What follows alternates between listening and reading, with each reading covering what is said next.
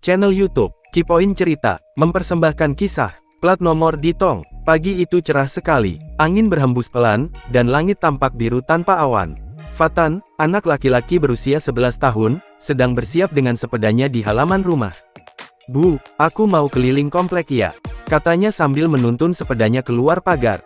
"Iya, nak, hati-hati di jalan, jangan ngebut," sahut ibu dari kursi teras rumah. Fatan mengangguk dan segera mengayuh sepedanya perlahan. Ia senang sekali bersepeda keliling wilayah tempat tinggalnya.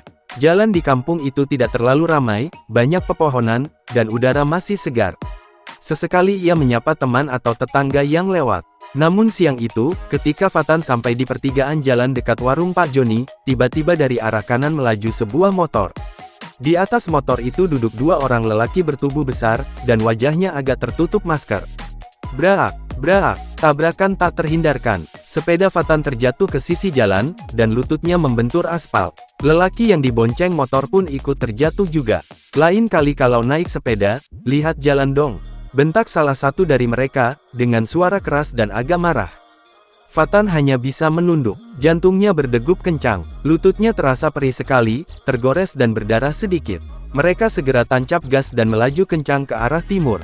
Fatan masih terdiam. Ia mencoba berdiri sambil menahan sakit di lututnya. Matanya menangkap sesuatu yang berkilat di jalan. Ia menunduk dan melihat sebuah plat nomor motor terlepas, dan tergeletak di aspal.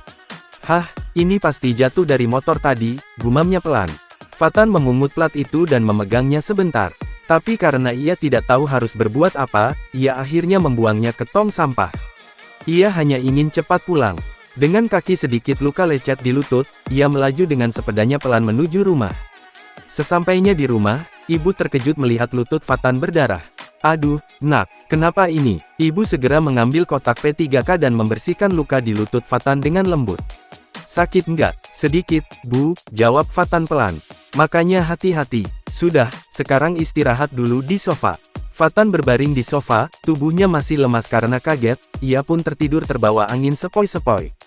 Beberapa jam kemudian, Fatan terbangun karena mendengar suara orang tuanya berbicara serius di ruang sebelah, dan terdengar samar-samar dari ruang sebelah. "Kata Pak RT, ada perampokan di rumah Bu Rini sore tadi," suara ayah terdengar pelan tapi tegang. "Ya Tuhan, perampokan," sahut ibu kaget. "Iya, dua orang lelaki berbadan besar datang naik motor. Mereka ambil barang-barang berharga, lemari diobrak-abrik, bahkan Bu Rini sempat dilukai. Sekarang dibawa ke rumah sakit," jelas ayah. "Kasihan sekali. Polisi bilang mereka kabur ke arah timur," lanjutnya. Fatan langsung terdiam. Ia mengingat sesuatu, dua lelaki berbadan besar, naik motor, ke arah timur, itu sama persis dengan orang yang menabraknya tadi siang. Hatinya berdebar keras. Ia teringat plat nomor motor, yang sempat ia temukan, yang dibuangnya ke tong sampah. "Plat itu," gumam Fatan pelan. Tanpa berpikir panjang, ia segera bangkit dari sofa. Lututnya masih nyeri, tapi ia berlari kecil keluar rumah. Malam sudah mulai turun, tapi lampu jalan membuat sekitar tong sampah itu masih terlihat jelas. Ia mengaduk sedikit isi tong sampah, dan, benar saja, plat nomor itu masih ada. Dengan hati-hati, ia mengambilnya dan membersihkannya sedikit dari debu. "Untung belum diambil tukang sampah," katanya lega sambil memegang plat itu erat-erat. Fatan segera berlari pulang dan memanggil ayahnya. "Ayah, ayah, ibu," teriaknya setengah kehabisan napas. "Ada apa, Fatan? Kau panik?" "Tadi siang Fatan ditabrak motor." "Yah, motor dua orang berbadan besar. Mereka marah, terus kabur ke arah timur. Plat nomor motornya jatuh, Fatan sempat ambil, tapi tadi dibuang ke tong sampah. Sekarang Fatan ambil lagi," katanya cepat, sambil menunjukkan plat nomor itu. Ayah terkejut. Ia menatap plat itu dengan serius, lalu segera menelpon polisi. "Selamat malam, Pak. Saya ingin melaporkan sesuatu. Anak saya menemukan plat nomor motor, yang mungkin milik pelaku perampokan di desa ini." Keesokan harinya, suasana rumah Fatan sedikit tegang tapi juga penuh harapan. Polisi datang ke rumah mereka untuk memeriksa, dan mencatat nomor pada plat itu. Mereka berterima kasih kepada Fatan, karena telah menyimpan bukti penting. Beberapa hari berlalu. Pagi itu, ayah membawa kabar gembira. "Fatan, polisi tadi menelepon. Katanya pelaku perampokan sudah tertangkap." "Benarkah?" "Iya."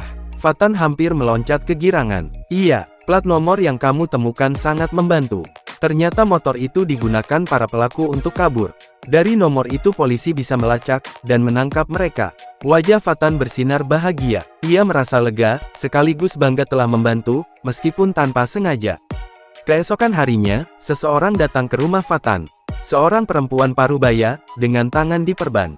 Ia adalah Ibu Rini, korban perampokan itu.